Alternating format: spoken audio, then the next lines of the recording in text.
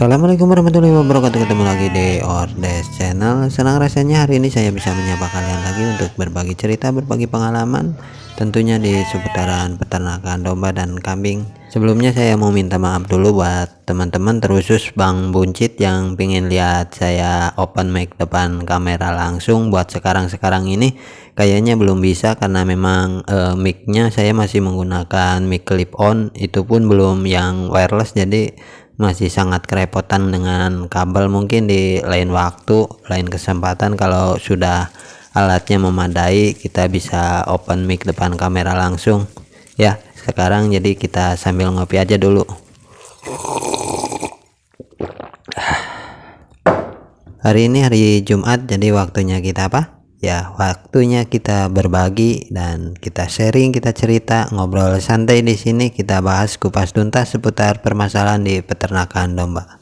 Sebenarnya saya sendiri aja bingung ini untuk topik hari ini mau dikasih judul apa, karena saya pikir kalau dikasih judul ciri-ciri domba yang sedang hamil juga bukan, ciri-ciri domba birahi juga bukan, karena yang mau kita bahas adalah ketika domba setelah dipijah setengah jam atau 1 jam kemudian sudah ketahuan hasilnya.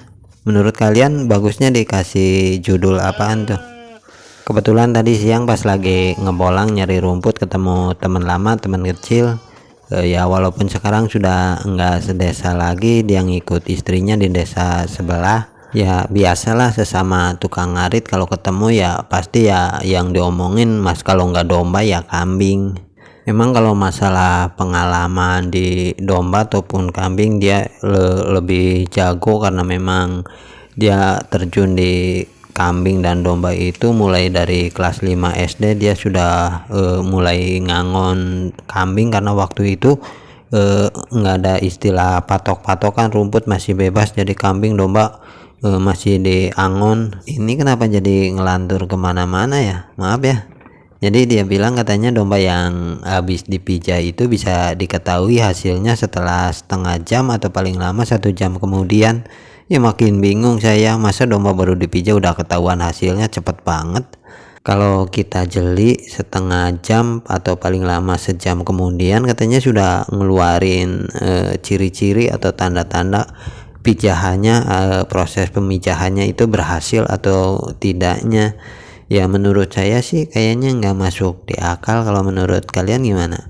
Masuk di akal nggak? Ya emang sih nggak bisa dipungkiri, terkadang setelah dipijah atau dikawinkan si domba mengalami perubahan. Biasanya nafsu makannya akan bertambah, terus dia juga jadi nggak bawel atau cerewet. Tapi menurut saya itu bukan sebuah patokan untuk menentukan si domba proses pijahnya itu sukses atau tidak. Karena memang untuk menentukan sebuah proses pemijahan atau perkawinan domba berhasil atau tidak itu nggak bisa secepat itu.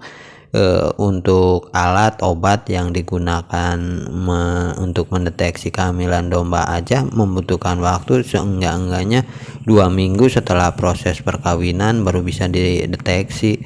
Bagaimana ini yang cuma pakai perasaan tapi bisa menentukan si domba hamil atau tidak, jadi atau tidak proses pemijahannya dalam waktu setengah jam atau paling lama 1 jam. Kan nggak masuk di akal. Barangkali kalian ada yang mau bantu saya untuk like, comment, subscribe, serta share. Saya tunggu.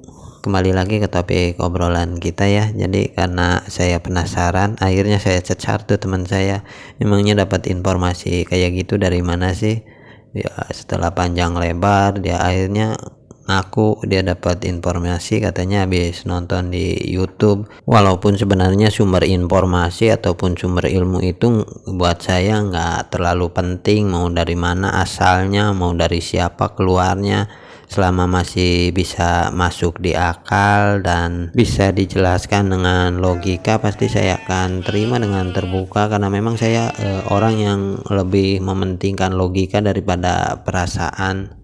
Sebenarnya sih mungkin youtubernya nggak salah, kemungkinan besar yang salah adalah teman saya yang menelan informasi itu secara mentah-mentah, nggak cerna terlebih dahulu, dia telan bulat-bulat. Makanya buat teman-teman kalau nyari informasi di YouTube itu jangan ditelan mentah-mentah ya, biar nggak gagal paham seperti ini.